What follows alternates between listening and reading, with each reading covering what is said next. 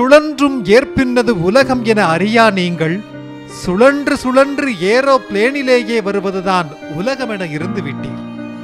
கழனிக்காக வாங்கிய கடன், வளர்ந்துவிட்ட வட்டி, ஏமாற்றிய மழை, ஏதாவது செய்யுங்கள் என ஏங்கினோம். நீங்களோ குறைகளை கேட்கவும் இல்லை, கடைசி வரை எங்களை பார்க்கவும் இல்லை. எலிக்கறி சாப்பிடும் போராட்டம், சிறுநீர் குடிக்கும் போராட்டம், நிர்வாண நிலையிலான போராட்டம், இப்படியுமா போராட்டம் என கேட்கும் போதே நீங்கள் முகம் சுளிக்கலாம். என்ன செய்வது? மண்ணை உழத் தெரிந்த எங்களுக்கு மாமன்னராக நினைத்துக் கொண்ட உங்களின் மனதை மட்டும் உழத் தெரியவில்லை.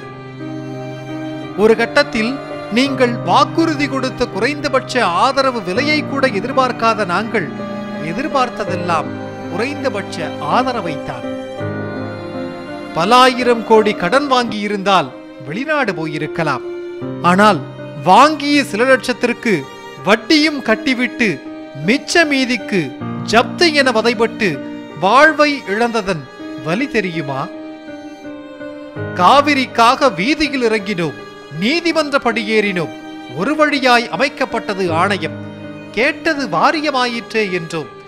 வார்த்தையில் என்ன இருக்கிறது என்றீர், இருந்தும் நீருக்கு கிடைத்து விட்டது நீதி என இருந்தோம்.